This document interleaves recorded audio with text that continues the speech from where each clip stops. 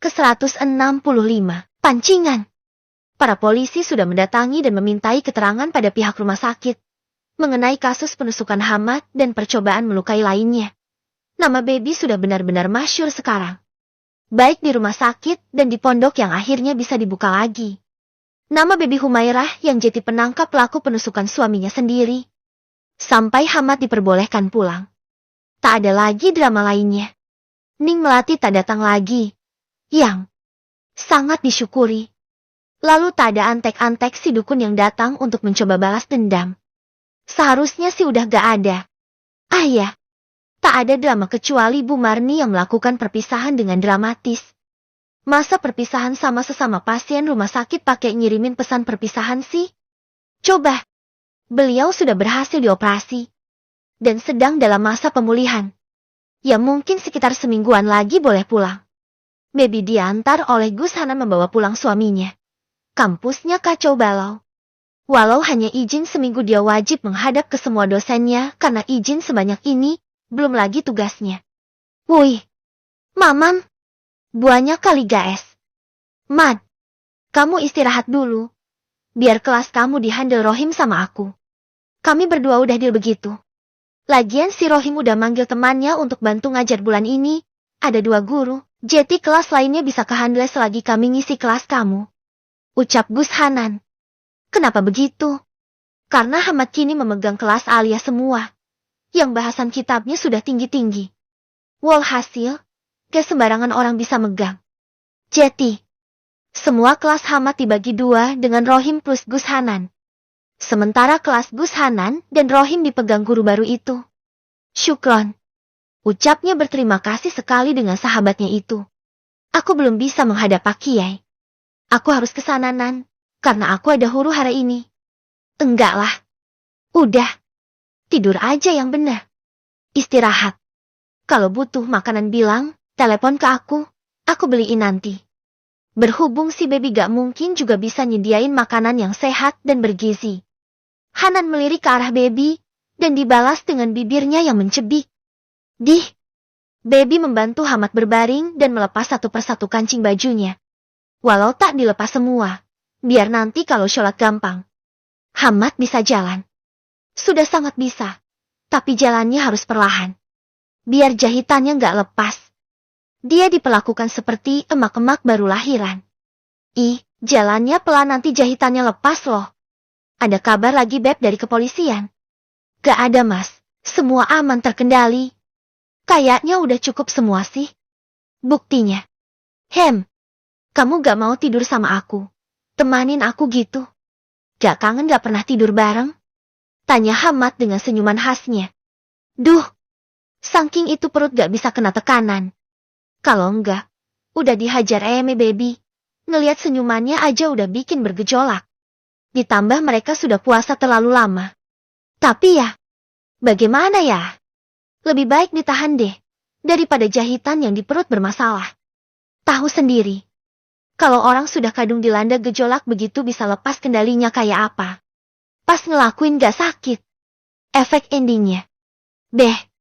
Kacau. Aku masih harus nyari cat akrilik Mas. Jadi kalau kamu tidur, aku izin mau ke stationery di sini aja. Aku nyari cat akrilik yang kecil aja deh. Yang penting ada. Ada uangnya. Enggak ada. Hehehehe. Ambil di kantong celana aku yang terakhir. Yang aku gantung di belakang lemari. Siap bos. Baby mengambil uang di saku kantong celana Hamad, ada banyak lembaran ratusan ribu. Kalau dia mau beli yang besar, ya bisalah ngambil 3 atau 4 lembar. Tapi kan dia nggak tega. Pak suaminya ini lagi sakit. Masa iya dia mau beli yang mahal, yang besar? Jadilah dia ngambil 1 lembar aja. Aku ambil 100 ya Mas. Kenapa nggak lebih? Emang cukup? Ya dicukupin. Takutnya nanti ada kebutuhan lainnya, kan? Aku masih bisa combine warna kalau emang butuh warna lain. Balas Baby kini memakai kerudungnya. Siap mau ke toko buat beli cat yang ia butuhkan. Itu baru seniman sejati. Gak ada penghalang fasilitas. Tapi kamu bisa berkarya dengan seadanya. Cerdas. Pujian itu membuat Baby tersenyum lebih lebar. Ia sudah siap. Dan mau pamit. Aku izin ya mas. Sini dulu. Hamad memanggilnya juga dengan tangannya yang melambai meminta Baby mendekat. Baby menurut dan mendekat. Sekalian mencium tangan suaminya itu untuk pamit. Makasih ya, pahlawan aku. Bisik Hamad dengan senyuman lebarnya. Baby senyum lebih lebar lagi. Senang dan bangga dengan panggilan itu. Terharu juga. Dia melewati banyak sekali hambatan dan ujian untuk sampai di titik ini. Jangan kelamaan. Nanti aku terharu dan jadinya nangis. Lengek Baby lagi. Hehehe.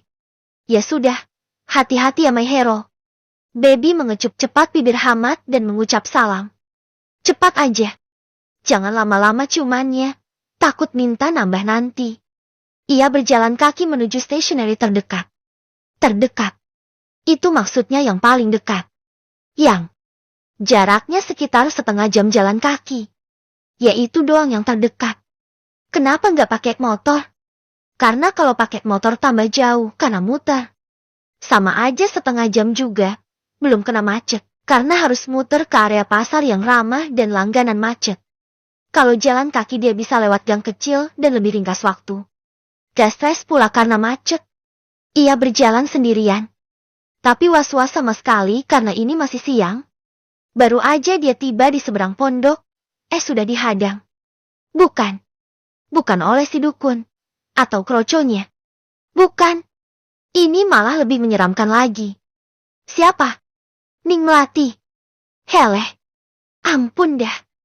Baby sudah mau belok arah. Tapi sudah dihadang duluan. Aku ada urusan sama kamu. Ucapnya menarik tangan Baby. Heleh. Saya nggak ada tapinya. Saya hanya minta nomornya Dijah itu. Saya mau bicara sama dia. Baik-baik. Saya mau menyelesaikan ini semua. Saya nggak mau hidup saya digantung begini. Ucapnya tegas. Dalam hati si Baby hanya bisa bilang. Eleh. Digantung ambek sopo toyo. Wah. Saya nggak tahu sih. Dan kalaupun saya tahu saya nggak mau ngasih tahu. Maaf ya. Loyalitas saya nggak secetek itu. Saya hanya mau menyelesaikan semua ini. Saya ini dengan itikat baik. Ucapnya lagi tegas. Kondisinya begini. Baby itu walau berdiri tegak. Dia masih kalah tinggi. Jauh banget kalah tingginya. Jadi kalaupun dia berlagak mau menantang. Dia masih kalah kesannya. Kalah fisik duluan. Apa dulu itikat baiknya? Saya mau bicara dengan dia. Memberikan jalan keluar. Ning. Saya kasih tahu ya. Sudah lama. Gus Hanan itu sudah lama suka dengan Dijah. Dan sudah mengutarakannya sejak lama. Dan pria itu lama gak suka sama orang. Dijah doang.